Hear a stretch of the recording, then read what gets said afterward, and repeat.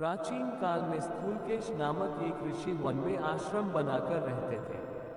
अप्सरा मेनका के गर्भ से गंधर्वराज विश्वावसु ने एक संतान उत्पन्न किया। मेनका ने नवजात कन्या को स्थूलकेश ऋषि के आश्रम के पास छोड़ दिया। ऋषि स्थूलकेश कन्या अपने आश्रम ले आए। अप्सरा और गंधर्व का अंश होने के कारण वह कन्या अप्रतिम सुंदरी थी।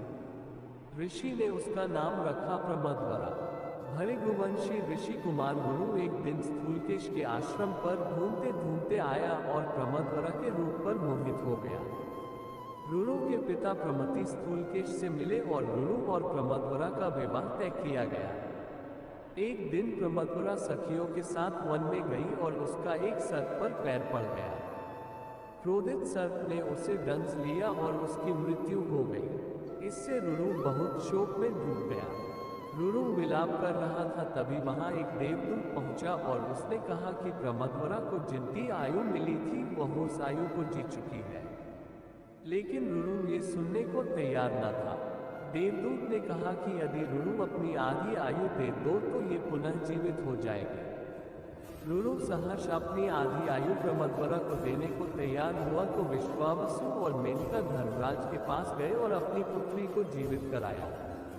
इसके बाद प्रमदवरा के से रुरु का विवाह हो गया, लेकिन रुरु को सर्पों से बैर हो गया। वह सर्प जाति का विनाश कर देना चाहता था।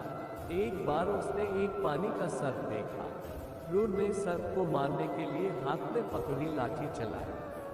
वह उसे मार डालना चाहता था कि तभी वह पानी का सर्प मनुष्य की भाषा में बोला पड़ा, युवक, मैंने तुम्हारा क्या बिगाड़ा है जो मेरे प्राण लेने पर उतारा। रुरु ने कहा, मेरी प्रियतमा को एक सर्प ने डस लिया था, इस कारण उसके प्राण चले गए।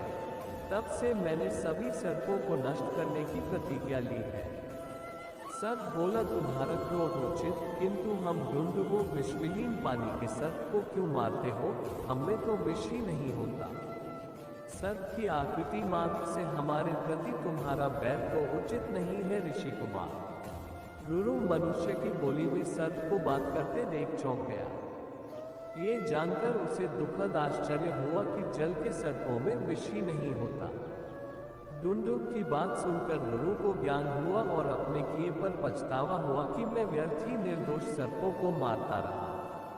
रुरु ने सर्प से पूछा, हे सर्प, तुम मनुष्य की भाषा में बात करते हो, तुम कौन हो?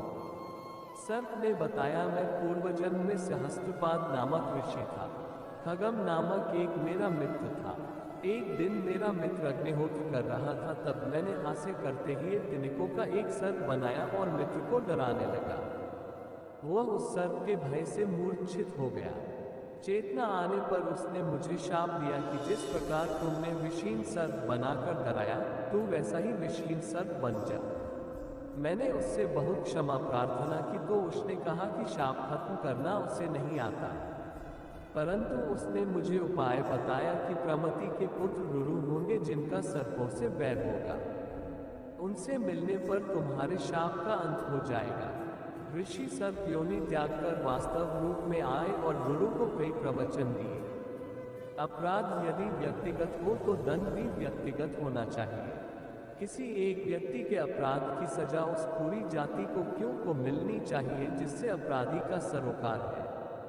विद्वेष को कम से कम रखना चाहिए, क्योंकि यह एक ऐसा विष है जिसे रोका न गया तो फैलता हुआ संपूर्ण समाज को ग्रस लेता है।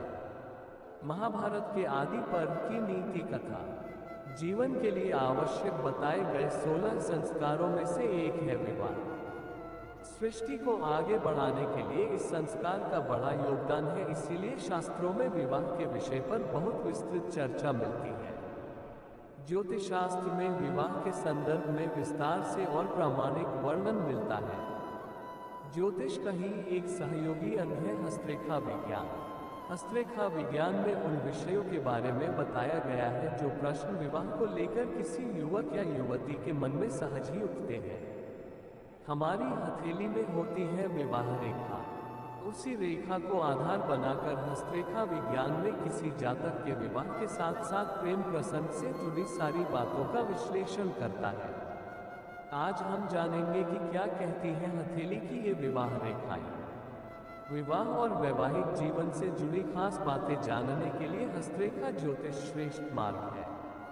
विवाह संबंधी बातें जानने के लिए हथेली में विवाह रेखा का अध्ययन मुख्य रूप से किया जाता है। यहाँ जानिए विवाह रेखा से जुड़ी खास बातें। हमारी हथेली में थोड़े थोड़े समय में कई रेखाएं बदलती रहती हैं, जबकि कुछ खास रेखाएं ऐसी हैं जिनमें अधिक बड़े बदलाव नहीं होते हैं। इन महत्वपूर्ण रेखाओं में जीवन रेखा, भाग्य रेखा, हृदय रेखा, मणिबंध, सूर्य रेखा, विवाह और संतान रेखाएं शामिल हैं। हस्तरेखा ज्योतिष के अनुसार विवाह रेखा से किसी भी व्यक्ति के विवाह और प्रेम प्रसंग पर विचार किया जाता है। विवाह रेखा सबसे छोटी उंगली लिटिल फिंगर के नीचे वाले भाग पर आड़ी स्थिति में होती है। यदि किसी व्यक्ति के हाथ में विवाह रेखा बहुत अधिक नीचे की ओर झुकी हुई दिखाई दे रही है और वह हृदय रेखा को काटते हुए और नीचे चली जाए तो यह शुभ लक्षण नहीं माना जाता है। ऐसी रेखा वाले व्यक्ति का जीवन साथी अल्पायु हो सकता है। यदि किसी व्यक्ति की हथेली में विवाह रेखा लंबी और सूर्य पर्वत तक जाने वाली है तो ये प्रतीक है कि उसका जीवन साथी संपन्न और समृद्ध होगा। यदि बुध पर्वत से आई हुई कोई रेखा विवाह रेखा को काट दे तो व्यक्ति का वैवाहिक जीवन परेशानियों भरा होता है। विवाह रेखा अगर बीच में टूटी हो तो यह विवाह टूटने का संकेत माना जाता है। इसके लिए हथेली के दूसरे चिन्हों पर भी विचार करना चाहिए। यदि विवाह रेखा के अंत में किसी सांप की जीभ के समान दो शाखाएं हो तो यह पति पत्नी के बीच वैचारिक मतभेद पैदा करती है। यदि किसी पुरुष के बाएं हाथ में दो विवाह रेखा है और दाएं हाथ में एक विवाह रेखा है तो ऐसे लोगों की पत्नी श्रेष्ठ होती है। इन लोगों की पत्नी बहुत अधिक प्रेम करने वाली और पति का बहुत अधिक ध्यान रखने वाली होती है। यदि दाएं हाथ में दो विवाह रेखा है और बाएं हाथ में एक विवाह रेखा है तो ऐसे लोगों की पत्नी अपने पति का अधिक ध्यान रखने वाली नहीं होती है। हाथ की रेखाओं से जाने अपने वैवाहिक जीवन का सारा हाल। दोनों हाथों में विवाह रेखा समान लंबाई की और समान शुभ लक्षणों वाली होती है तो ऐसे लोगों का वैवाहिक जीवन सुखी होता है। इन लोगों का अपने जीवन साथी से काफी अच्छा तालमेल होता है। यदि किसी व्यक्ति के हाथ में विवाह रेखा ऊपर की ओर मुड़ जाए और छोटी उंगली तक पहुंच जाए तो ऐसे व्यक्ति के विवाह में काफी परेशानियां आती हैं। आमतौर पर ऐसी विवाह रेखा वाले इंसान का विवाह होना बहुत मुश्किल होता है, यानी इन लोगों के अविवाहित रहने की संभावनाएं काफी अधिक होती है। यदि विवाह रेखा के अंत में त्रिशूल के समान चिन्ह दिखाई दे रहा है तो व्यक्ति अपने जीवन साथी से बहुत अधिक प्रेम करने वाला होता है। ये प्रेम हद से अधिक हो जाता है। कुछ वर्षों बाद ऐसा व्यक्ति जीवन साथी के प्रति उदासीन भी हो जाता है। यदि विवाह रेखा को कोई खड़ी रेखा या रेखाएं काट रही है तो यह विवाह में देरी और बाधाओं का संकेत है। मनुष्य को दया कभी नहीं छोड़नी चाहिए, क्योंकि दया ही धर्म का मूल है और इसके विपरीत अहंकार समस्त पापों की जड़ होता है। मनुष्य को दया कभी नहीं छोड़नी चाहिए, क्योंकि दया ही धर्म का मूल है और इसके विपरीत अहंकार समस्त पापों की जड़ होता है। मनुष्य को दया कभी नहीं छोड़नी चाहिए, क्योंकि दया ही धर्म का मूल है और इसके विपरीत अहंकार समस्त पापों की जड़ होता है।